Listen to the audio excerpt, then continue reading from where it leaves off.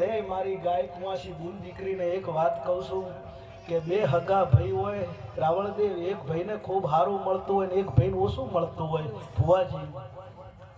તો ઓછું મળતું હોય એ ગરીબ સાપરામ રહેતો હોય ને અડધી રાતે વખો આવે કોઈ ગામના સરપંચ સાહેબને યાદ ના કરે, એ તો એના ભાઈને જ યાદ કરે કે મારા ભાઈ પાસે 2-5 રૂપિયા છે લાઈ જવું, મારો ભાઈ મારો કોક વખો ભાગશે. તે અડધી રાતે એની મેળી હોય ને હાથમાં મોલે ભાઈ ઊંઝો હોય અને હોકળ ખખડાવે કે કોણ છે, કે તારો ભાઈ શું છે કે અડધી રાતે વખો આવ્યો તો એ એનો ભાઈ છે ને એનું જોઈ છે. જેવો સળંગ મારવા જાય એ બાજુ બૂન ઊંઝી હોય પારકા ઘરમાં, એવું કંઈક શું છે ટીનિયન પપ્પા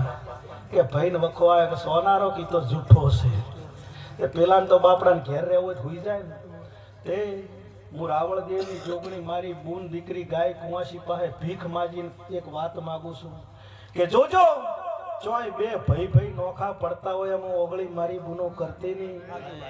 ચોય માં અને દીકરો નોખો પડતો હોય એમાં રાજી રહેતી નહીં મારી બૂનો, અને હંપીને રાખશો કોદાડો તમારા રહોડે રાડ પડવા દો મારું નોમ માતા ન કહેવાય, કોદાડો તમારા રહોડે રાડ પડવા દો મારું નોમ માતા નહીં ભાઈ. તે માં બૂન દીકરી બધા હરખા રાખજો, પછી પેલાને ઘેર રહેવું હોય એટલે દરબાર શું કે કલ્યા જતો રે કાઈ વખો મટી જાય, પણ એને ખબર નહીં હોતી એની એક સેકન્ડ ચમચમ જાતી હોય છે. ઉપર આપને નેચે ધરતી આવો છે શ્રાવણ ને આવો છે ભાદરવો નેહાકો નાસીને એના પગથિયે ઉતરતો હોય, કોઈ રણી ધણી ના હોય રોતો રોતો એમ કે હે જોગણી ચોજી તાર તો હાથ પકડીને બચી ન કરું મારું માતા